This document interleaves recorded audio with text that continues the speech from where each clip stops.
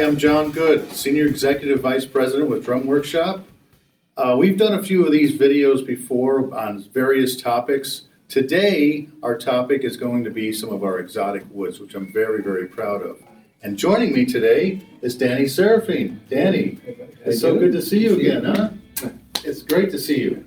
We've been together since 86, long time. Back in those days, I mean, it was, we were making all these different styles of drums, different types of shells, etc. But we actually evolved with your drums on this most recent thing with CTA, with a Santos Rosewood kit. Yeah, I love it. It's a prized possession. That's a pretty kit. So we're going to start with the first ones, which are kind of the standard exotic woods that we carry. These are ones that you can count on almost all the time to be there. First one out, here we were talking earlier about Mapa Ebony. Yeah. Look at that. That's the same family. That is Ivory Ebony. This comes from an island in Southeast Asia, and it is just exquisite. I mean, it's figure you can see from the 50-yard line, you know, if you're at a concert. But that is beautiful. Isn't that gorgeous? But it's just natural. It's beautiful. That's I can't imagine messing that up. No, there's so much to it already, and color-wise, it's gorgeous. You can stain it, you can tint it, you can fade it, you can burst it. Yeah. But it's beautiful, natural. And they're all beautiful. They are all beautiful. Just, look at this guy. Wow. That is all natural. That's the natural color. These are just clear lacquer on these boards. This is what I call rainbow. Now, this one I bought in France. It's a type of a poplar. They actually call it a tuliper tree. And funny little story, guy who sold this to me, he says, Mr. Good, this tree grew next to a paint factory. And I'm going, oh my God, really? You know, total BS, right? Uh-huh. But what this does is it just grabs different kinds of mineral out of the ground, different than other trees do. Yeah. And there's blue in there, there's green, there's yellow, there's all kinds of colors. It's amazing. It doesn't look real. It's so beautiful that you're going, how could that be just natural? I mean, wow. Yeah, absolutely love it. Gosh, look at this. Look at this guy coming up. That's ridiculous. This is tropical olive. Tropical olive. Man. Now, I bought this one in Italy, and the cool thing about this is that the figure is running this way and the grain pattern is running that way, so it kind of makes a natural X pattern. Yeah. You see that? I do. Isn't that gorgeous? Look at being Italian, I seem to kind of gravitate. You gravitate to these? Yeah, like I got a one for you. Yes, nice one. Oh, look at this. This is the one I want to talk to you about. This guy, that is Italian sycamore. They call it plane tree. Wow, that's like that kid behind us, right? Yes, so it is. Oh my God. Isn't that something? Now, I refer to this as Sycamore.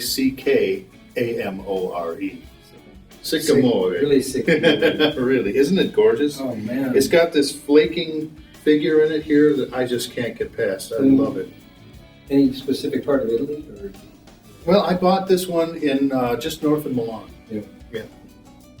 So, I'm assuming that's kind of where you got it from. This one.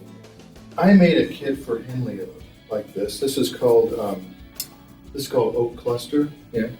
And now it might look somewhat, you know, not super exciting, but you put a candy black burst on this, forget about it. Oh, it's beautiful. You know, think about when you see these samples, think about what the hardware and the various paint jobs that we can put on it really will do to affect the overall It'll change look. it. I mean, yeah. Isn't that great? Oh gosh. So here we have, now this is a cool thing. This is Kurillian Birch. You see that? Yeah. See the little flames in the birch burls? Yeah. Where's that from? Well, this one is from the Ukraine. Okay. And the cool thing about this, and I kind of write myself into the scene, is that you have to hand select it. Believe it or not, it's not all the same at all. This changes its look so many different ways. So, you know, I buy this in Karlsruhe, Germany, from a great guy named Axel Groh, and he and I hand select this together. And when we run out, got to go back and visit Axel. You know, he's a great guy. I've been there. It's a beautiful storybook. It's near France. You know what? You're just blowing my brain. This is a great story. Yeah. There was a redwood tree cut down 100 years ago in Northern California. Okay, I don't know what happened to the tree, but the stump stayed in the ground. All right, and some German friends of mine came here and dug it up and somehow transported this massive thing back to Germany, and they have this big slicing machine. They sliced it, and look what fell out of there. Can I see that again? That is really. It's the stump. So that's from Northern California? Uh-huh. It's a stump of a redwood tree. That's gorgeous. I mean, look at the figure. And the color. And there's so many variations in this stump itself that have like that color and then this color, and it just goes all over the place. Yeah. And I've got a fair amount of that one. Yes. Oh, this is. Here we go. go. You're getting crazier and crazier here. Isn't this crazy? What is that? If you look at the detail in this is olive ash burl. And this one I buy near the Como Lakes. Another Italian. Yep. See, I like that Italian stuff. Yeah, this one kind of grows in the region. That's beautiful. Throughout the midsection of It Europe. might be my favorite. You think so? I promise I'm going to hear you say that. Oh, I'm looking behind me and I'm thinking I'm seeing my new favorite. I'm fickle. Look at this. This is scary. Okay. This one comes from Ghana, Africa as well. Oh, man. This is Okoume. We call it Okoume Feather.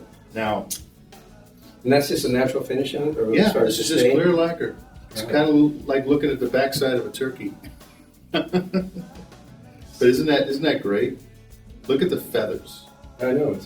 It's like the rat tail running up the center of the tree. Instead of this is good for the rest of your life. It's like, oh yeah, I've got some guys who instead of these drums are just absolutely love these drums. Danny Sidewall's got a set for that. Now, Mapa Burl.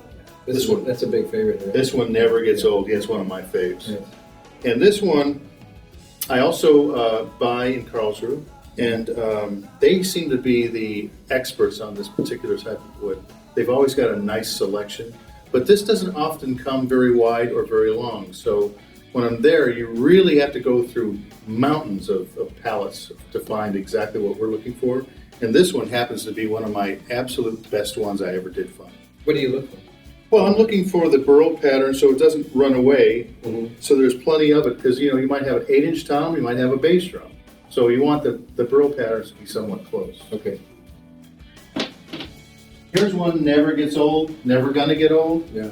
Birdseye Maple. Oh yeah. I've made you birdseye kits before. Yeah, you made me one of the early ones with the French, but I think you called it French toast or something. It's still a beautiful kit. I still have it. This one was great. I bought this one in Michigan. Mm-hmm. My pal Don Sadler, he keeps us in the you can do a lot business. with it. Well, yeah. I mean, you stain this and it pops out. You do all kinds of stuff with it. Yeah. But I just like it natural. Yeah. They all look so. That's the thing is I dig them natural. By the way, all the woods that we're looking at today, all of them have certifications. We adhere to the Lacey Act 100% here at TW. So we never buy anything in danger. Right. Okay, that's very important. Think that you would. It's very important to remember. Now, here's one we will always have as well. Mm-hmm. Once again, this comes from Michigan. Don Sadler, my pals, make sure I have this. He saves the wide bar curly for me. This is curly maple, wide bar. And now it may look like it's vertical. The figure is running vertical, but the actual grain is going that direction. So when you put a stain on this, you're going to see peaks and valleys and mountains. And I mean, it's just like it has such a topography. Yeah. See that? Yeah, this is probably one that's really good to stain. It's really great to stain because it's so 3D. Yeah. And it's a white canvas for Louis to paint on. Yeah. So another cool anecdote there. This one is our private reserve. Oh wow. Yes. This is Waterfall Bubinga from Ghana, Africa as well. Yeah.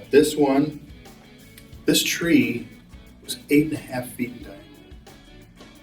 8.5 feet in diameter. Think about how big that is. It was 800 years old. It yielded 115,000 square feet of veneer.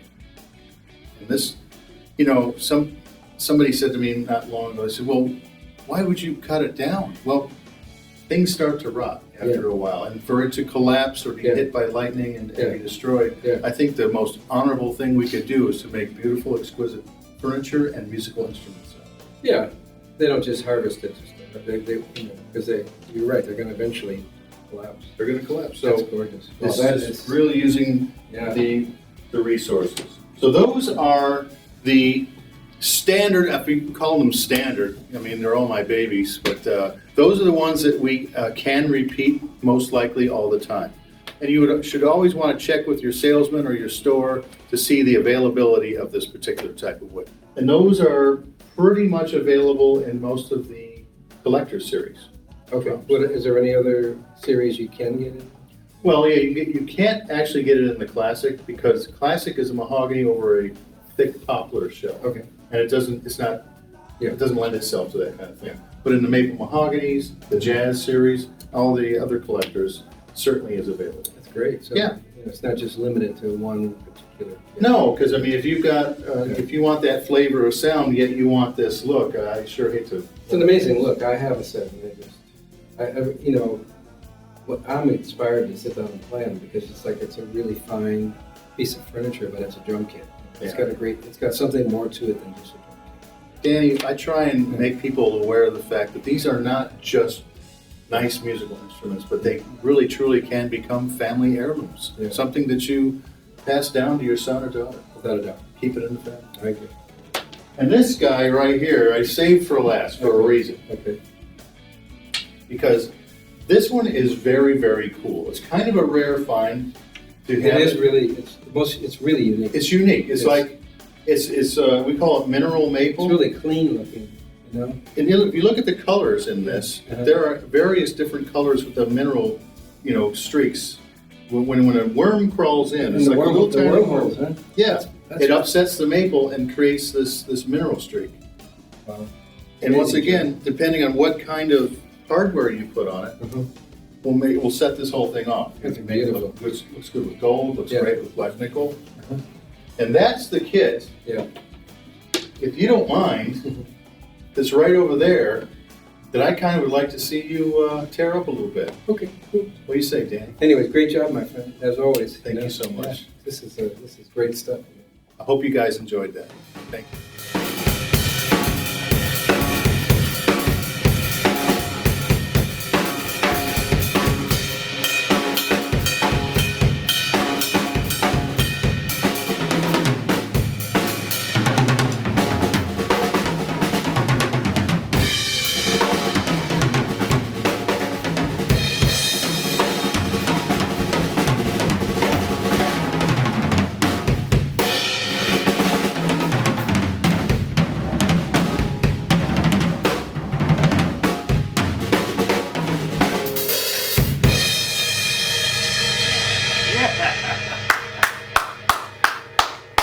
Always inspire me to play.